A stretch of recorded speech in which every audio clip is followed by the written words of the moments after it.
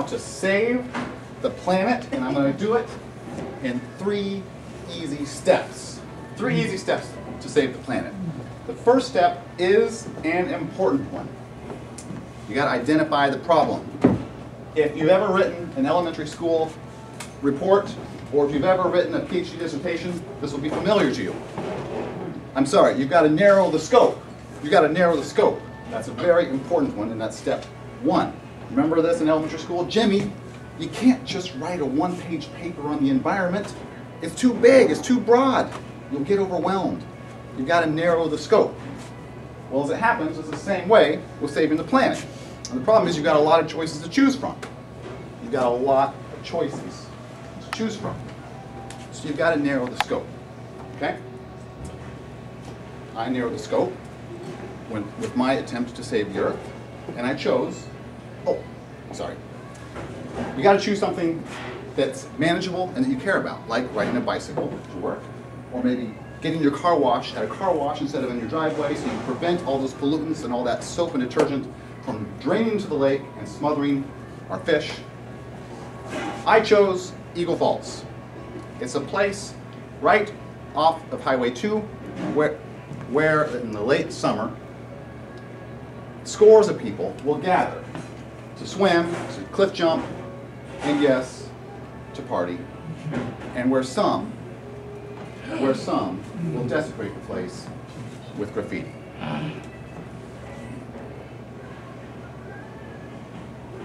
Be the change you want to see in the world. Now the next step is to identify the problem identification. This is one of the most important steps, and it's kind of like an optical illusion, where what you think you see isn't what you're really seeing at all. In problem identification, that is where the solution is. And that is where you come up with the solutions that people say, wow, that's so creative. Except it didn't really seem that creative to you at the time because you took the time to identify the problem. In that problem is the solution. So, for example, with Eagle Falls, when you first see Eagle Falls and you walk down there, what you see is graffiti.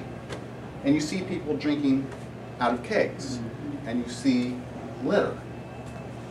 And you see this incredible amount of disrespect for such an incredible place. And you think the problem is graffiti. And so when you identify graffiti as a problem, your solution becomes obvious. Clean up the graffiti. Except the problem is people have tried that, and the graffiti keeps growing. So maybe the problem is not graffiti, maybe it's access. Maybe it's just too easy to get to Eagle Falls. It is only about a 100-yard walk off the highway. So you could actually carry a cooler full of beer bottles right into Eagle Falls and drink and shatter those beer bottles and never think anything of it. So maybe it's access. Well, that's what I thought too, initially. Okay. So then I called the Forest Service and I had a chat with them. And I realized during this chat that there are other places in the state that are accessible, that are beautiful, but that are also pristine and protected. And so what do those other places have that Eagle Falls does not have? The answer is management. They have a land agency that will manage them, that will punish people for litter, so that the thought of graffiti is not even possible. So is that the problem? Access management, is that the problem?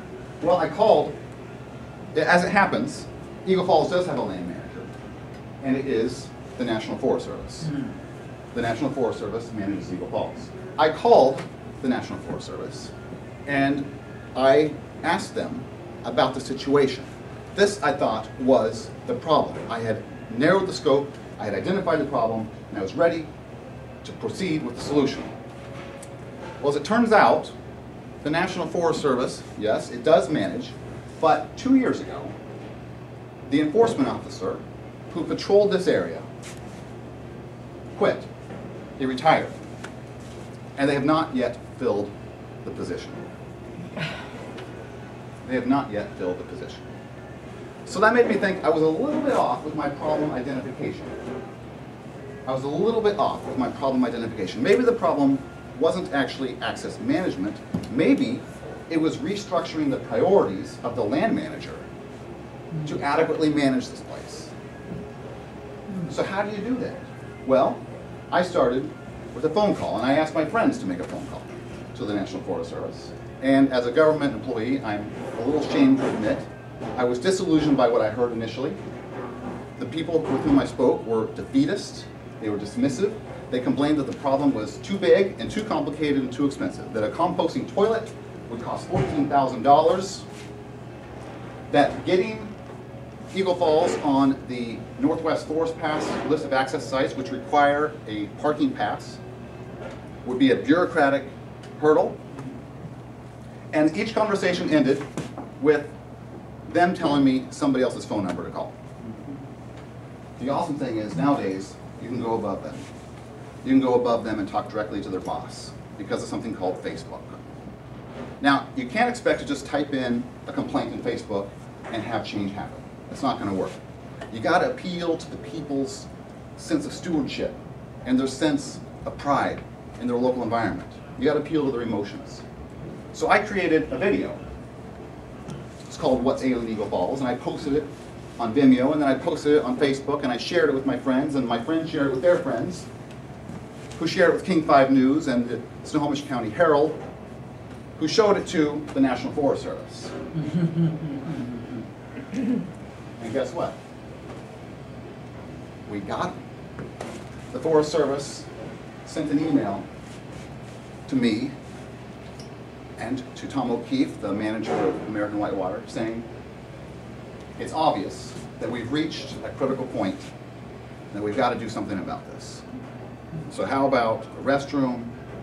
How about a hanging bridge that'll span the river? How about parking? How about management? Thank you. Yes. 1 minute, please. Leah. Thank you, Christian.